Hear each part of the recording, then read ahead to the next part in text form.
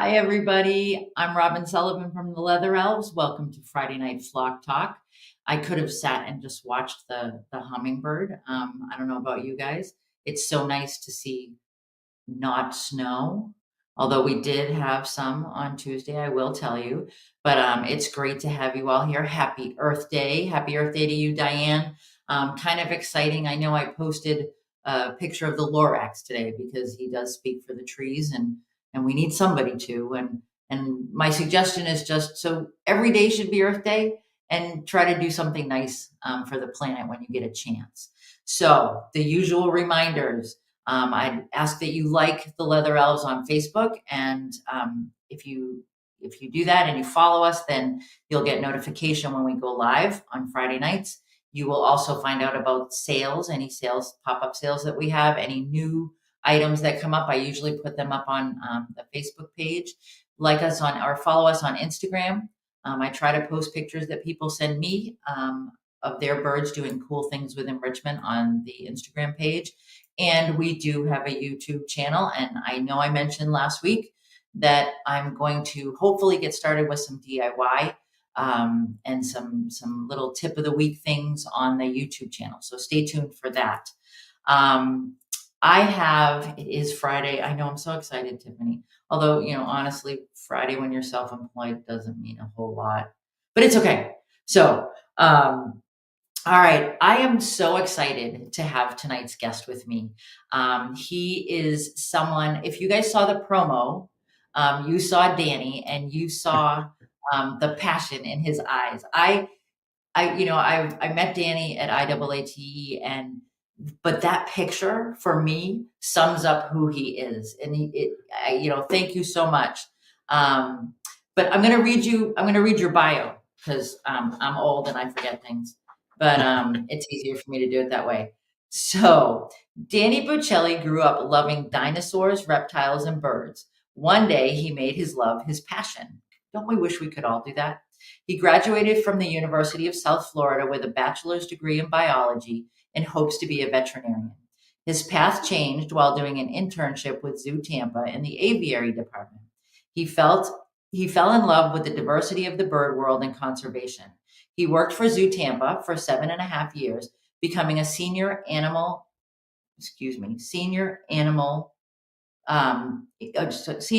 care professional. Okay, I got it. He focused on the species survival program for Inca terns. He helped steer the way for a Zoo Tampa's first successful breeding of the species and was featured on Nat Geo Wild's Secrets of the Zoo, Tampa, Season 1. Danny wanted to continue to conserve species while also combining his love for art. He founded Artwork for Aves in 2019 with his friend Rob Grassing, and I hope I pronounce, is it Grassing? Is that okay? All right. Every year, they focus on a group of birds and an organization that helps save them. Their first year hosting the fundraiser was for the Thailand Hornbill Project, and they raised over $2,700. In 2020, they shifted their focus to Vulpro, aiding African vultures, and raised over $8,000. Ready for that? Wait for it. Drum roll, please. Their third year, they had their largest monetary amount raised for the Belize bird rescue, raising over $11,360. With a smaller fundraiser held in 2021 for Vulpro again, Artwork for Aves has raised over $25,400 for bird conservation across the globe. You're amazing. Thanks, I appreciate it. So there's just so much. I mean, the fact that, from a kind of grassroots and just your passion, you guys have accomplished that. You should be so proud of yourself. It's so surreal because it started with like just a small idea of raising $100, and then it turned into this. So I'm really happy with everything that we've done, and super excited to see where it goes to. So that vehicle right there, is Mhm. that part of your doing? Yes, so we were very surprised. So the Belize Bird Rescue got into a little bit of a car accident where their old rescue vehicle was totaled, and they were in dire need for a rescue vehicle because they're not they're the only, I think, facility in Belize that actually rescues birds and rehabilitates them and then sends them back out into the wild. So I noticed that they were in a little bit of trouble. So me and Rob were talking, and we did a fundraiser for Belize Bird Rescue, not even thinking we were going to raise the money that we did. And since the Belizean money is 2 times what the U.S. is, so our 11,000 actually was 22,000 for Belize, and they were able to buy a brand new truck. That it's so cool that you know, we all talk about conservation and we talk about, well, I'm going to send my money here, I'm going to do this. And I think that's like such a great example of how your fundraising efforts and the people that support artwork for Aves, it went to something very tangible. And I think that's just so cool. So all right, let's get back to you. So what's your earliest animal memory? I got to give a lot of credit to my parents. They were very pushing for me to follow my passions and everything. And they knew I really liked animals, so they would make sure I was watching all the Discovery Channel shows and, Jeff Corwin and Steve Irwin and all that. And they would take me to these places, zoos, or, sometimes it would be the state fair and whatnot. And that's, I think, where it really sparked was at a state fair in New Jersey where I was growing up. And they had a photo op for snakes, and they put a snake over my neck, and I was like the calmest kid ever. So I just took a picture with a snake. And I have another photo for career day, I think 5th grade, where I dressed up as a zookeeper, and I had a beanie baby cockatoo on my shoulder. I had holding like a caiman. I had like a snake on my head. It was, that's where I think the passion really drove home for me to have a career with animals. So Nice. It's funny. I tortured my son like that too. He he dressed up as a zookeeper one year. I remember it vividly. And he had like really cool experiences, and now he is in a form of environmental conservation. He works for Marine Patrol, but it's it's interesting. I think everybody, when you talk to people in the industry, all of us have some childhood memory or some mhm. childhood experience that kind of, that's where it clicked. So Yeah, that's really cool. So I know you're an avid birder as well. So what's your favorite birding? Do you have a favorite birding experience? I do. I I think it was actually seeing belted kingfishers just hover and just hover and hover and hover and then just dive straight in, not thinking about, if I'm going to get that meal or not. And they go in and they just grab a fish and just go to the next like branch to just smack the crap out of it and eat it. And that just shows me like so much natural behaviors that I really like seeing.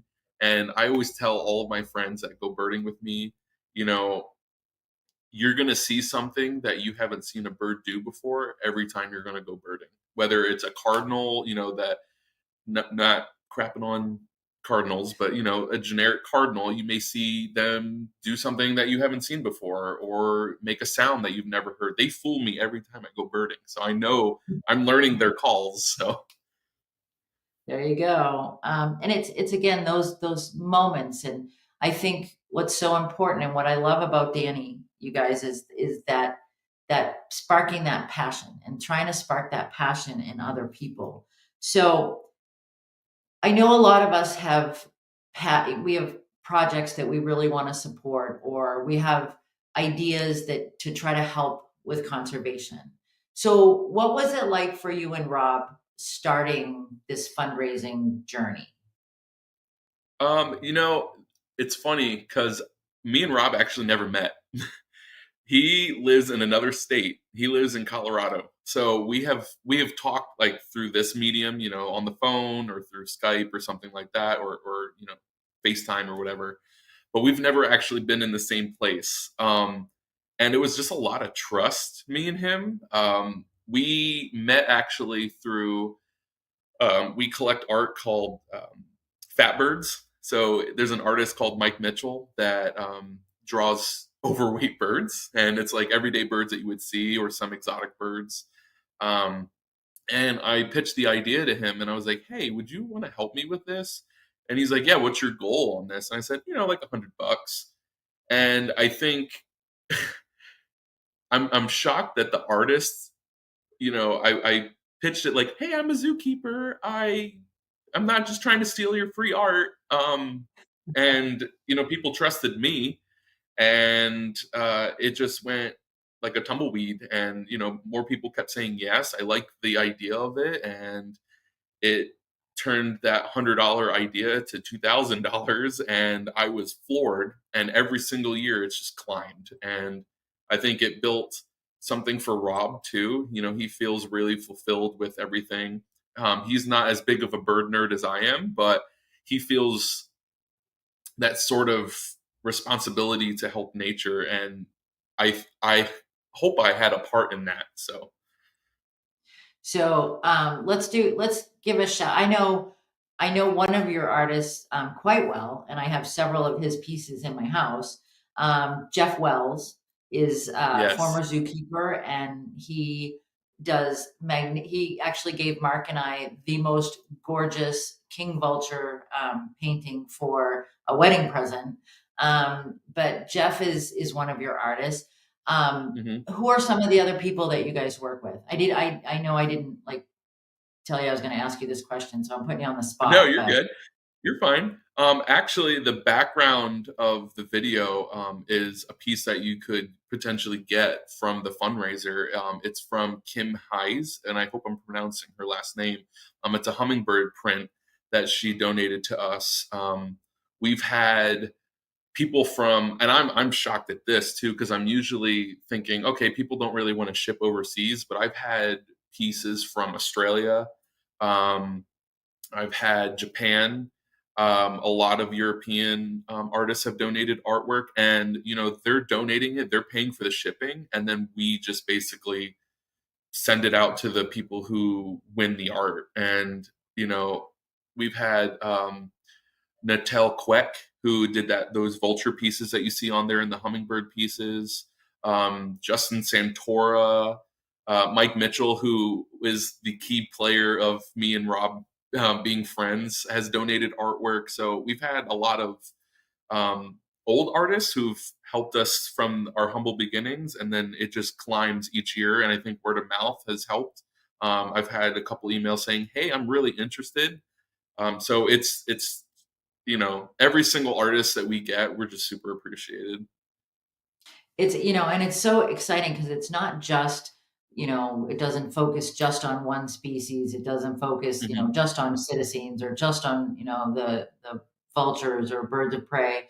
So how do you choose which project or where the money is going to go? So I will say, I told Rob I would love to do an organization on each continent. So we did Africa, we did Asia, and right now, or we did Central South America, and then right now we're going to do the American Bird Conservancy. So right here in North America. So once we get into, hopefully we make it to 7 years, which I think we will. We'll have all the continents. Um, and working in the zoo field, you really get to see those grassroots organizations, or those organizations that are impacting wildlife in the field. So Mhm. I know of a few, and people have pitched some organizations to me. And I will give shout outs to Belize Bird Rescue every single time I can, because they have a great social media presence, and I wouldn't have known that they needed help without their social media presence. Nice. Yeah, and I think that's a really important message for people is that put it out there. It Yeah. can't hurt to put that out there. And there may be some organization that's looking for somewhere to donate. That if you're doing the right thing, it may be in your favor to put it on that social media platform. So it's an auction. How does the auction work? So essentially, we started it where we had like a PayPal account and people would send money to us. But I felt like some people got a little weirded out with that. So I was like, you know what? Why don't they just donate straight to the organization? It cuts out the middleman. It cuts us out, and they Mhm. feel they get that email saying, "Hey, we got your donation." So we started that with Pro and basically said, "Hey, just donate the money, send a screenshot of your donation as proof to us." And basically, it's based off of spots. So it's kind of like a raffle esque in a way where if you donate, like say $20, that's one spot. So if you donate $30, we do $20 for the first spot and then $10 anything afterwards. So if you wanted two spots, it'd be $30. If you wanted $100 worth of donations, that would be 9 spots.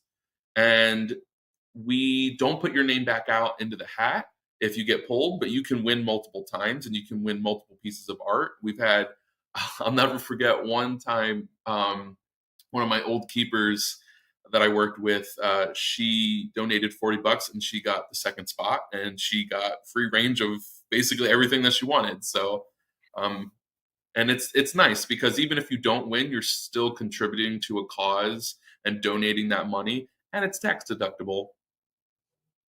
It's a win-win situation. So let me ask you this as a animal trainer, bird trainer in Mhm. particular, do you think that there's a way that training birds in human care impacts conservation? Oh, absolutely. You know, there's a quote from I have to read it right to make sure I actually say it. No one will protect what they do not care about, and no one will care about what they have never experienced. And that's from David Attenborough.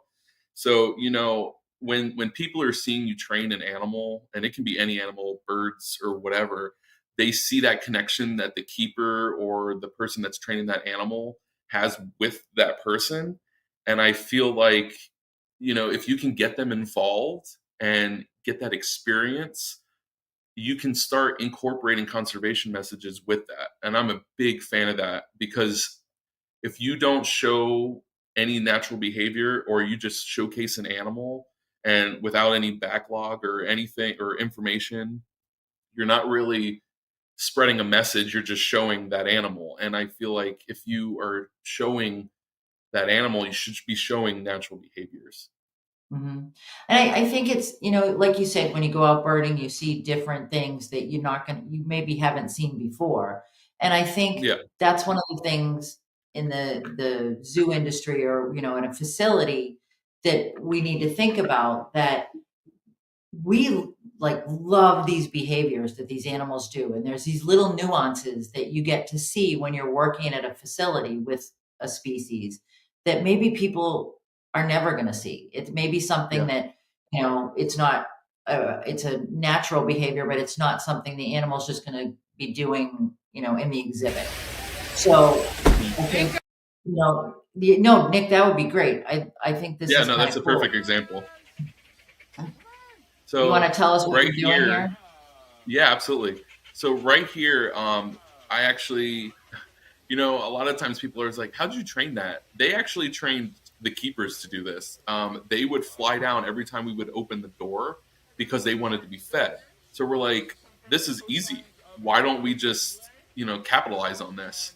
So I would actually kind of peek through the door and see if there were guests by. And we would open the door and call Inca turns, and they would fly down to that pillar to be fed. And people always, 100% of the time, stop because they see birds flying down to eye level, especially for kids. They loved it, eye level. And that's the best time because you have, for one, their food, which is also something that you can talk about why they're near threatened in the wild because of the food that they eat, and they get to take pictures, they get to be up close to an animal like that where they can't get that experience anywhere else. I think it's funny because Catherine Vine was on with me a couple weeks back, and she trained a bunch of Inca terns to station. And so when I saw this video, I was so excited. But it's that connection, and people, you can watch a video, you can watch, on TV, all the nature programs, and that definitely helps get the interest going. But to make that connection and to be up close with an animal like that is just, I think it's, invaluable. I think there's no substitute for that, except maybe seeing them in the wild, which Yeah. a lot of the kids and adults that come through the zoo may never get to go, to Africa or to South America or wherever and actually see these animals. So yeah, it's really cool. So now, as far as training, so tell me you don't have when you were training at the zoo, you didn't have birds on bicycles, right? No, and what's funny too is I was a very new bird trainer. I think what really sparked it was an IATA conference. So I was really intimidated by training. I just didn't know where to start, how to start, and going to that conference with like-minded individuals, I really learned so much to be able to apply that. And I ran back to the zoo. I was like, we have so much we could do. Like, this is so many possibilities. And I think the keepers, and even the guests saw how passionate I was training these animals, and that connection that I had, that people started wanting to showcase the behaviors that their own birds had. And I've had some guests even say, like, I have birds at home, like, this seems so easy. And I was like, it really can be. You just got to have fun with it. Yeah. Yeah. And I mean, this is great. So this is a Cuban, right? Yes, that's my best friend. That's QB. He's the Cuban Amazon. He has a really fun backstory. So me and him used to not really like each other. I was an intern and I had my back to the mesh, and he put a hole in the back of my shirt without me even knowing. And I turned around and I saw him on the mesh, and he goes, "What you doing?" So ever since then, I was like a little scared because he had signs of aggression and whatnot. And I got to give credit to a friend of mine who said, "Why don't you just train him?"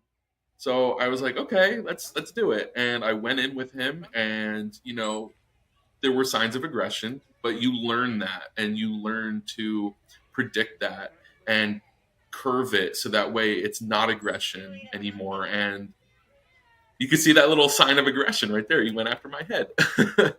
But he was so engaged in all the sessions that we had, and he felt fun, and I could tell he was having the fun that he wanted to have, that he didn't get the opportunity to have because people were scared of him, and his behavior totally changed.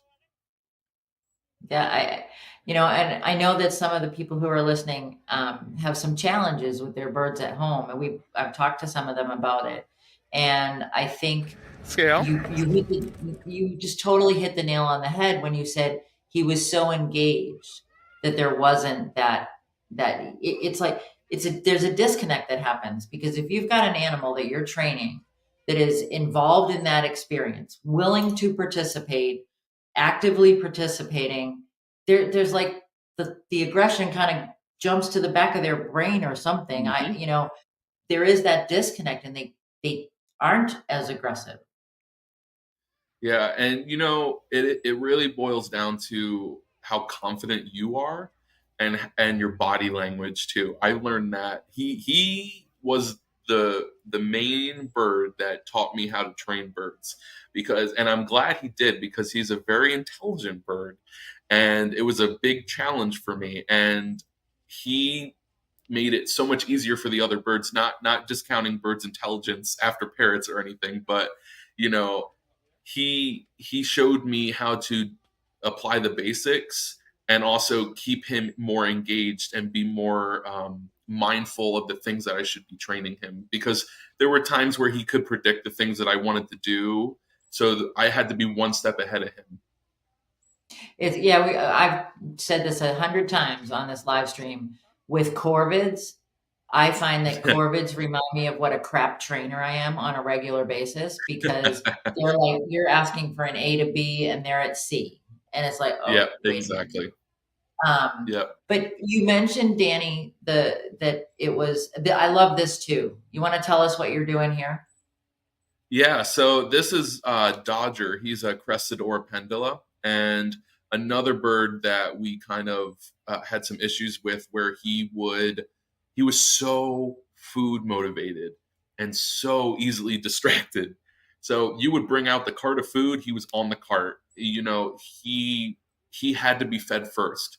So we're like, let's train him. He's easy to get down. He's not at the top of the aviary. He's in your face. So let's capitalize on that. So this is just simple A to B's, and then eventually we started doing skill training with him too. And he is literally on the path of the guests. So he's cutting at times in between guests, and people love that. And they're like, "Oh, what a good bird!" I'm like, "He wasn't always a good bird." Yeah, But it's go ahead. Sorry. no, no, go ahead.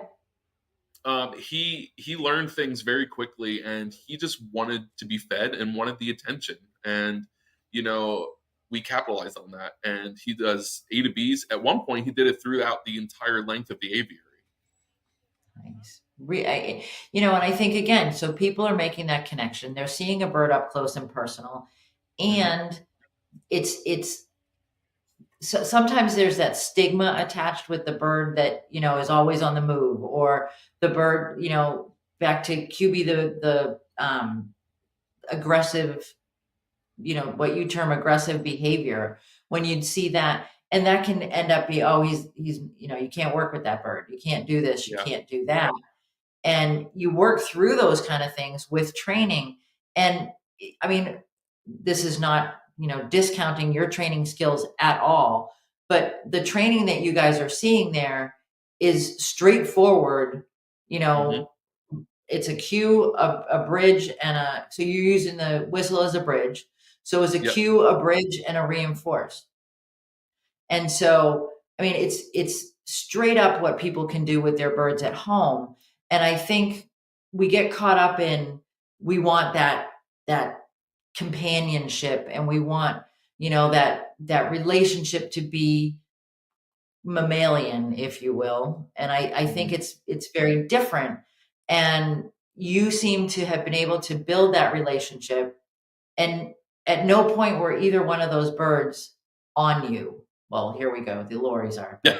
but the Oropendula and the Cuban were not on you. But Yeah. you still had a relationship with them, right? Yeah. I mean, I was terrified of QB. I I thought I was gonna get bit and scratched on the head, and you just sometimes you just gotta put on those big pants and just go in there and just see how he That reacts. was Nick. Can you go back to that one, or are they going to cycle through? That's Yeah. just straight up terrifying to me. That's Sabrina. She definitely liked her men. And, So I know that we've got a woman who has a cockatoo sanctuary. I'm not sure if she's on tonight. I know she had some other things she needed to do, but she has a bunch of them in her sanctuary, and yeah, she would be brave like that too. But I'm not so sure. Oh, there you are, Shelly. So yeah, Shelly says she has a new intake. So Shelly, this is probably not super scary for her, but yeah. Um, but yeah, I mean, you can build that relationship. You can work with the bird that you are afraid of, even though, and so Danny, I don't, I don't think your answer to this is yes, but I got to ask it. Yeah. So the bird that you were, if you have fear with a bird, do you feel like you need to show them who's boss, or is it, yeah, You okay. know, that's such an awkward, like, mindset in my opinion, because it's like, I feel like you're gonna taint your relationship with that animal even more. Yeah. And Yeah, I there's no dominance just creates more problems in the long run. Mhm. I absolutely agree with you. I mean, so there's another brave moment, Danny. I don't know. I didn't know you were, this brave. Um, so or that brave. But that whole piece about dominance, I think it gets in the way. It Yeah. becomes, well, I'm afraid of this, and I see it all the time on Facebook. People will post about their birds, and the bird came home and it was all great, and then he bit me, and now I'm afraid of him. Okay, I get it. The bite does hurt. Yeah. There's no question about it. And the fear does happen, but There's a bite. yeah, right? And then Muppets bite, when you find out Yeah. these things, it's not good. But, I think it's a matter of communication. Mhm. Somebody, I think it was Eva said, "What a perfect conversation." And that's what you were having with QB was a conversation. Mhm. Um, but yeah, I think fear is okay. Yeah, I mean, So you you learn to live with the fear. Did I, up until my last day at the zoo, did I have that little inkling of fear with QB? Of course, because you don't know at times what he's thinking.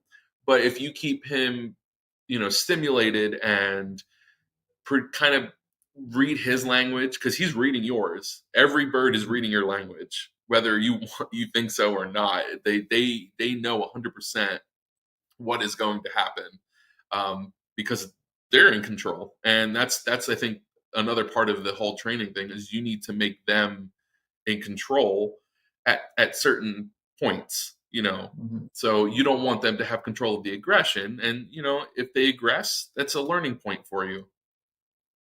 Yeah, no, you're absolutely right. And I think, the conversation comes up all the time about animal welfare.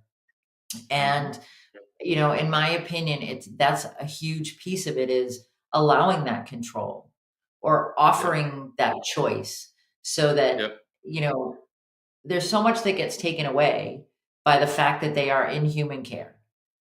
Do I disagree with zoos? No, absolutely not. I think they're essential to people learning about animals and to survival of a lot of species. But we need to make sure that we're offering those choices and offering that control. And the same thing with our birds at home. I Hmm. think that's really important. Um, so, do you have a favorite species that you've trained? So, I really love training hornbills. And I got to give QB credit for helping me learn how to train hornbills and also just birds in general. So I will say he was a fun one, but Mhm. hornbills, I just love hornbills. They're so intelligent and I think so mis not understood, but like you don't see them often in a lot of zoos and aquariums. So they're kind of like that weird looking toucan bird. So I think it's such an exotic bird for people to see. Like they're like, wow, I had no idea this bird existed, or they could do this, and that's where I capitalize on that. And there's my lovely girl. That's Crescent. So You're another bird that had signs of aggression, with females. Actually, she did not like females. Loved her men. At one point, she actually put apple pieces in my breast pocket while I was hosing her enclosure. Yeah. So, we love and peanuts. I have some buddies that are working with her now, and she's starting to learn how to scale train and kennel train. Voluntarily go into a kennel, and it's you capitalize on that bond. Yeah, yeah, it's so true. And I think, you know, in watching you while you're training, I think it's very obvious that you are self-aware. But I think that's a Hmm. skill that we need to learn. I think it's not some people come by it quite naturally, and it's just they're natural born trainers and it just happens. But I think part of training is being self-aware, and you said, Yeah. the birds observe you as much as you observe them. And I think it's that listening both ways Hmm. that's critical. So, Excuse me. So, what I'm going to ask you another. What's your favorite? Oh, you're a baby in that picture. Um, Yeah, it's my humble beginnings. what's your favorite behavior that you've trained? I actually didn't really think about it much of training catch with a hornbill. So they have such good eye beak coordination, and Mhm. I would just toss food to them and they would catch it, and people loved it to the point where I was like, let's see if I can get some guests to practice that with the hornbills. And they're just in awe. And I was like, you don't have to be, a pitcher for a baseball team. Just simply toss it up to them. And people loved it. They took videos and pictures of it. But I really like the simple A to B's. I know it's very remedial, but it's you can do so much with that. And with I did it with Taracos, I've done it with the Orpendula, and having that bird come down from a high branch and come down to eye level for kids or even sometimes adults and get photos and photo opportunities. I think that's where people can see a bird up close. Everyone has bird feeders at home, and I feel like a lot of times birds are that one animal that they always have a moment with. So if I'm able to do that for a guest who has like this moment with an exotic animal, I think that's my goal. That's what I wanted to accomplish. Yeah, no, I think it's great. And I think, for people at home with parrots, the when you've got that bird that's showing signs of aggression, if you can train an A to B, or you can train a cue away, then you can sometimes avoid some of that. It's Hmm. not going to work all the time, but if you work on that training and you really build up that relationship, when something breaks down or something happens and the bird is startled maybe and is coming at your head, if you can cue that away, then it's a win-win, because there's no hands-on, there's no struggle for control. It's just, you cue that behavior, and the bird, it'll click in, and then you avoid creating a not so great situation. Yeah. Um, And yeah. I'm also a big fan of teaching or training animals to participate in their own health and wellness exams. Mhm. Um, I got to the point where I was scale training birds. I've seen with the ambassador team at Zoo Tampa, they trained a cockatoo to basically take a gas mask over their face, no problem. I've Uh, seen videos of macaws taking eye drops, no problem. So imagine training your pet bird to do that. And if your pet bird freaks out going to the vet, imagine having that nice, calm bird all the time, going to the vet, enjoying the vet. mhm. No, I think, training for husbandry, I think we sometimes get caught up in the training for show, or training for when your company comes over and look at this cool thing that my bird can do. And if showed them, oh, look at my bird, will let me put this cup over its face, they're like, okay. But from a caregiver point of view, it's huge. It is Um, huge. so what kind of husbandry stuff have you worked on? Because that's something, people, like I said, we get stuck and we want to train the fun stuff, the turnaround, the retrieve, the, whatever. But the husbandry behaviors make life easier for you and for your bird. Yeah. So one of my big challenges was actually QB was in an off holding, and my goal that year was to put him on exhibit so people can actually see him instead of behind the scenes. So the only way I wanted to accomplish that, instead of going in there with a net and netting him and having a bad time for me and him, was I wanted to crate train him.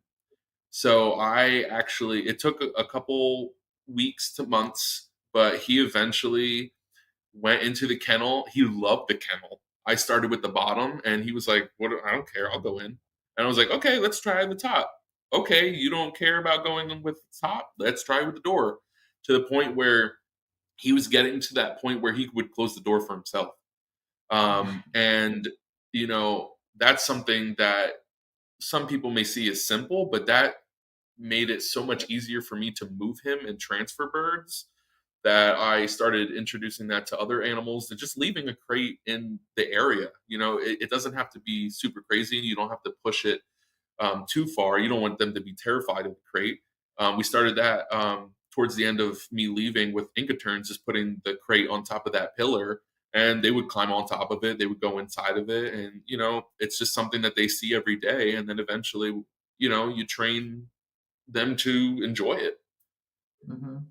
It's so important. And I think, you mentioned not wanting to go in with the net. And because I think it's a matter of, we work so hard on relationships, and Yeah, then we do something like that. And sometimes it's inevitable. You've got a yeah, hurricane coming through, you're going to have to net some birds, perhaps.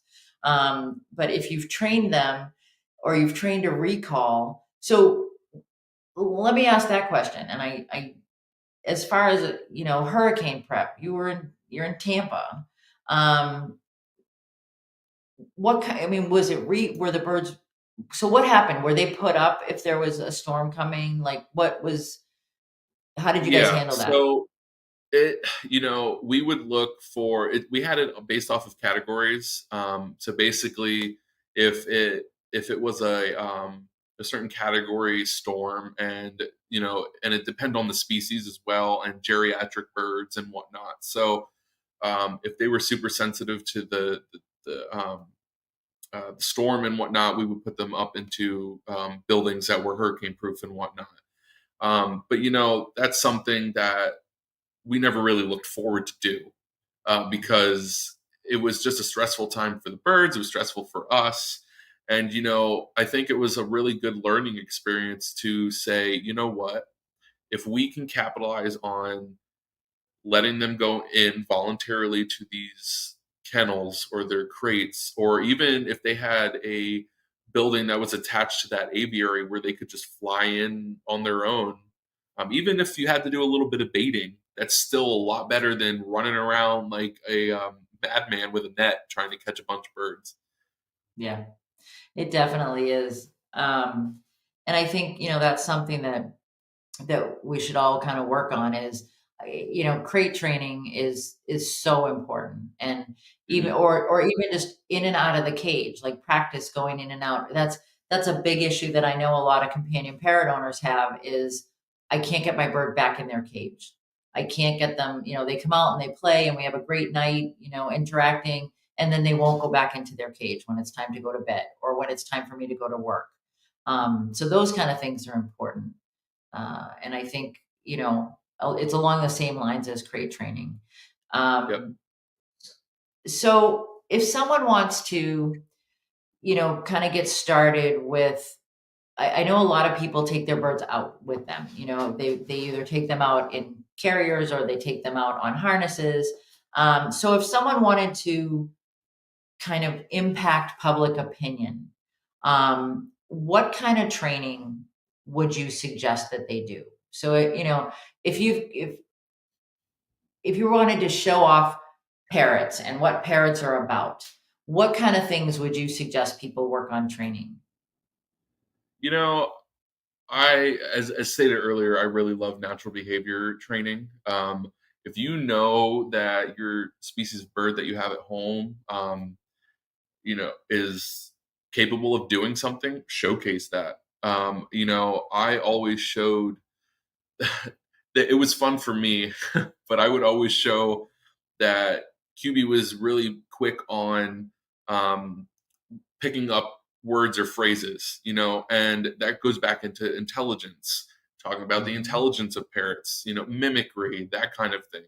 Um, they would see him do free flights in his exhibit, and just something as simple as that, they can see the beautiful colors on their wings and stuff, and you can tie that back into that's something that we can use for looking at feather conditions.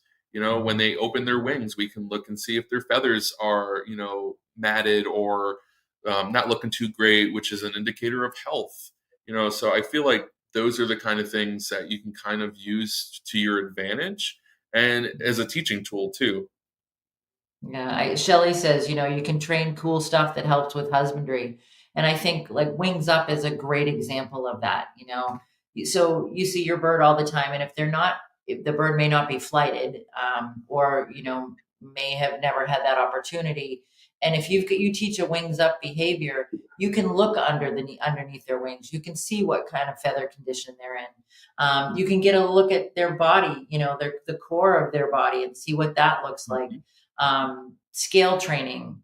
You can start, people go, oh, scale training, the scale is so scary, but I think you start with a perch and you get them on the perch, and then you kind of transfer and generalize that skill over to the scale. I know you had QB there on the scale.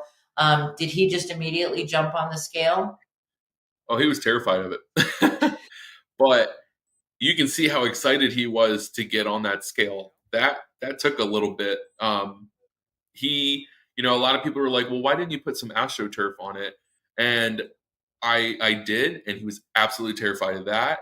I took the AstroTurf on, and he went right on there. And sometimes, you got to know what your bird wants, and Yeah. he liked the scale. So I was eventually. It took him some tries, and seeing it every day and keeping it in there with him, and now he weighs himself more than I do. So It's interesting, and some people, you can work that into a daily routine too. I know Nikki Plaskett, who is a trainer in the UK, and Nikki had her birds so that they would come and they'd get on a certain perch before they were, she'd let them out of holding, or before they'd go out on show, they would hop on this one perch. She had trained this behavior, so they would go to that perch. It was a scale perch, and then they would go, and they knew, okay, I'm going to do this. The next step is the door opens and out I go. And they could choose whether, if they weren't really wanting to participate that day, they didn't come to the scale perch. They knew that.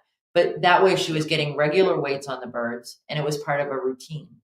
Um, yeah, and I always incorporated the scale with his flights or with the T perch that I had or whatever. So even if he didn't want to weigh himself that day, it was still part of the routine for him. So, and I would change it up. So sometimes we go directly on the scale to a T perch to a swinging perch and then fly back to the other exhibit. Sometimes we'll start flying back and forth on the exhibit, onto a scale up. So it was always variable for him. And once he learned all of those behaviors and making it variable, he was more engaged.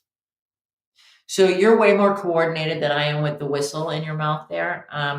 So I noticed, and we don't have to hear it, but I noticed that you use the whistle and you use a verbal.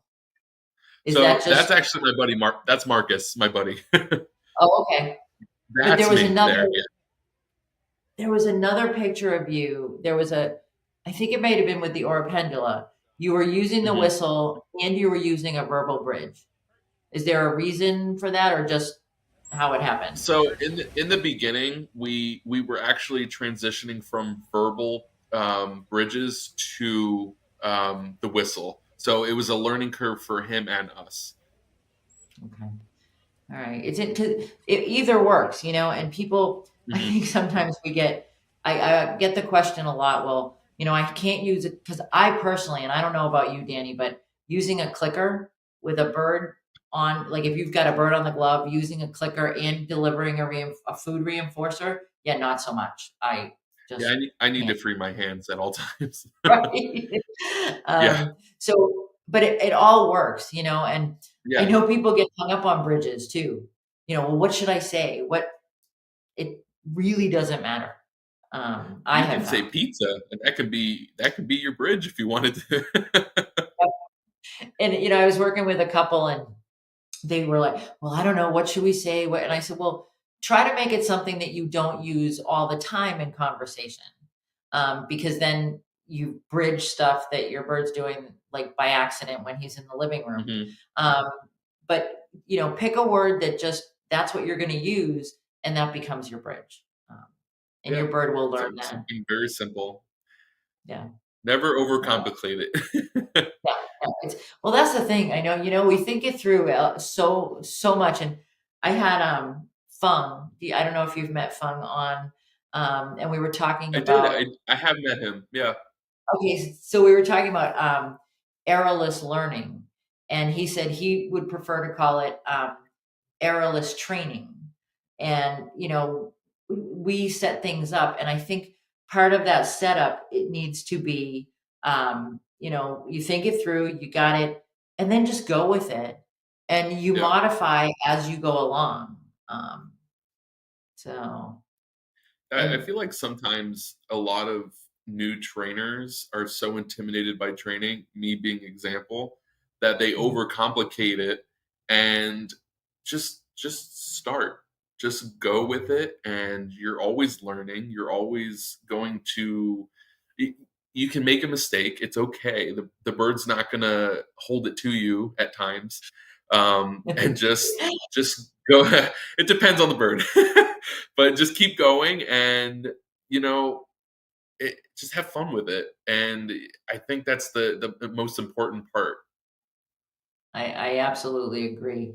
So let me ask you a question about messaging, because I know as companion parrot owners, we're out there a lot. People get all excited. You have one of those big colorful birds in your house, or those cool parrots that talk. So what, in your opinion, how do you start messaging with people so that they understand what the points that you're trying to make? So I've learned quite a bit from some environmental friends that have helped me talk about messaging at times. Um, and one thing that I really learned is people do not like to be lectured.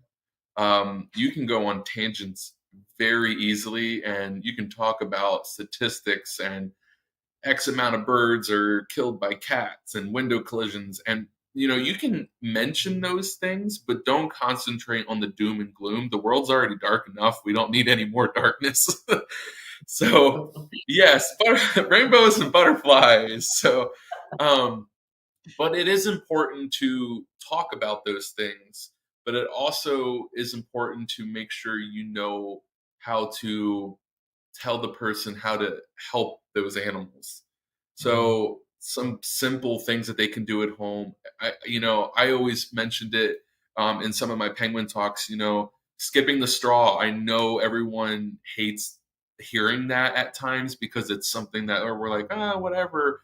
But it really can be such an easy thing to do, and that way, if you can't monetarily donate to an organization to help a conservation organization, you can at least make an effort of, reusing a bag more than once, or not getting a straw from Starbucks, or, recycling your aluminum cans, and, small victories, small victories. All right. So, all right. How do so when does artwork for Aves occur this year? So we start the fundraiser August 5th to August 13th. So that's when our donation period is. So basically, you donate how much you want to donate to American Bird Conservancy, and then you send us a screenshot of your donation, and you're in. And then we do a live drawing literally the next day. So on August 14th, Rob really likes doing the drawings, so he will be um, doing all the drawings. And we release more details as it goes further in through the year, and we have a lot more artwork to reveal too. Okay, and so I wanted to mention artwork for Aves, and it's AFA, not to be confused with American Federation of Aviculture, which Mhm. weirdly enough is happening during the same time period this year. So It was not planned, I promise. So while we're at AFA, American Federation of Aviculture Conference in August, we need to check out AFA artwork for Aves and support you guys. Um, Yes. so now you do previews of the artwork as hmm it kind of goes along. Where can people look for that, Danny? So right now, I know not everyone's a big fan of like Instagram and they either Facebook people or Instagram people, or sometimes you got both. We haven't made a Or just Facebook page yet. old? I mean, we have an Instagram, so we're starting with that. And then it's very picture friendly, so we try to show the piece of art that is featured. We tag the artist, and talk a little bit about the art, and talk about announcements that come on there. So right now we're just strictly on Instagram, and then we do all the live feeds on there as well. So we try to post a new piece of art weekly, every 2 weeks as we get them in, because we want to confirm that we have it instead of promoting it and we don't actually have it. So we don't want to, sometimes the USPS isn't, the best at this time. So It's true. So yeah, people can go to your Instagram this way, the yep. instagram.com, the address is there. So you guys should check that out. There's that QR code there. And we can get you there for that. And are you looking for other artists as well, for donations? Yeah, we are always open. We've had people who have donated to us and they're like, this is my first year that I want to participate in and donate a piece of art. So, we don't turn down art. If we reach a certain point, then we'll maybe be like, okay, let's save it for next year. But we definitely want people to be involved, because one, it's really a win-win. We get artwork that helps an organization, and the artists get their name out, and that's not really our goal, but it has helped, and we've had people discover new artists that wouldn't have been able to, be recognized if it really wasn't for some sort of an organization like us. And we're just really happy with that, and honored that people trust us enough to send us artwork. Danny has the coolest art collection. No, no, no. Teasing. But no, I think it would be great if people, support that.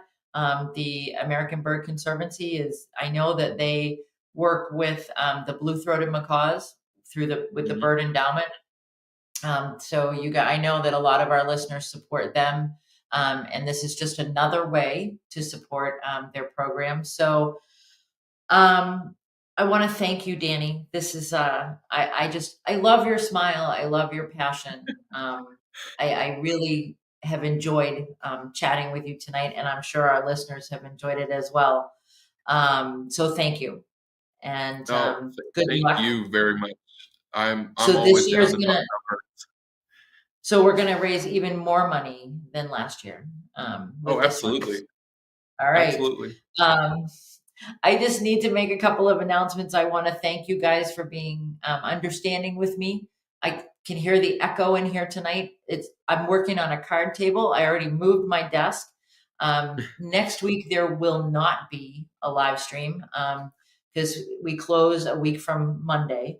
But so continue to be patient. We're going to be back on May 6th with Belinda Fortman Strosnider and John Glitzos. Belinda and John own a company called Land on Sky Wildlife Experiences, and they're going to talk to us about going from volunteer to owner. So it's kind of cool. They are amazing. Again, more passion for birds and the birds in our lives, and so they'll be talking about how they turned volunteering into a full-time passion. And again, thank you so much, you guys, for listening every week and sharing and supporting. And I will see you in 2 weeks on May 6th. And well, all things considered, if the internet in Maine is as good as it has been here in New Hampshire, of course, Nick will fix that if it's not somehow. But so I'll be in my new office next time I see you guys. Thank you so much. And thanks again, Danny. Have a good week, everybody. Take care. Bye, guys. Thank you very much.